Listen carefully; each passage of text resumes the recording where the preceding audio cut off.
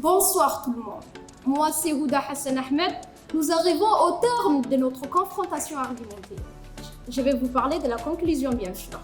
Nous sommes à un tournant de l'histoire où nos choix énergétiques reposent non seulement sur la santé de notre planète, mais sur l'équilibre social, économique et environnemental. Les énergies renouvelables offrent une solution durable, bien sûr, pour réduire les impacts du réchauffement climatique, comme Djibouti, qui est influencé par la montée de la mer. On en parle de la sécheresse?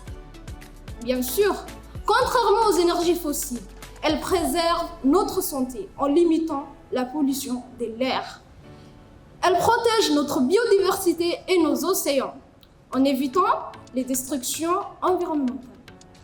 L'urgence climatique pousse à réduire les émissions de gaz à effet de serre pour éviter les graves conséquences environnementales. Le Costa Rica, elle a adopté 80% pour des énergies renouvelables. On en parle de l'Angleterre, de l'Allemagne plutôt, 40%. Ce n'est rien bien sûr. Ces points montrent clairement que les énergies renouvelables ne sont pas une option, mais plutôt une nécessité.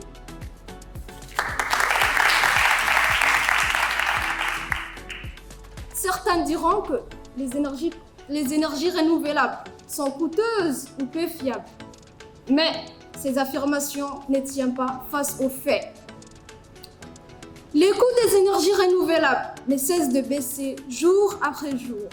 Mais aussi, les avancées technologiques permettent aujourd'hui de limiter la dépendance aux énergies fossiles.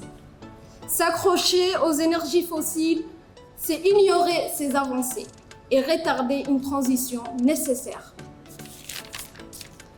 Choisir les énergies renouvelables, c'est choisir l'avenir. C'est prendre la responsabilité de laisser aux générations futures un monde où ils pourront vivre, respirer et prospérer. L'inaction ou la dépendance aux énergies polluantes n'est plus une option. Nous avons la solution, elle est entre nos mains. Nous avons les énergies renouvelables. Ensemble, tournons les dos au passé polluant et bâtissons un avenir durable. Car les énergies renouvelables n'est pas seulement notre espoir, c'est notre devoir. Enfin, cher public, chère l'équipe adverse, êtes-vous prêts à sacrifier votre vie pour des énergies fausses, que des énergies renouvelables ou propres? J'en doute fort.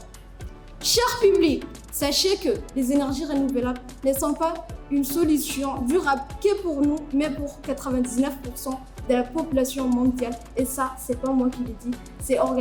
Des conférences sont en train de s'organiser pour la préservation de l'environnement et on en parle des énergies renouvelables.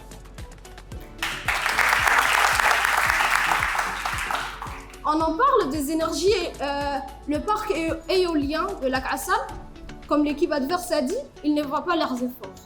Pourtant, ils produisent 60% des gigawatts.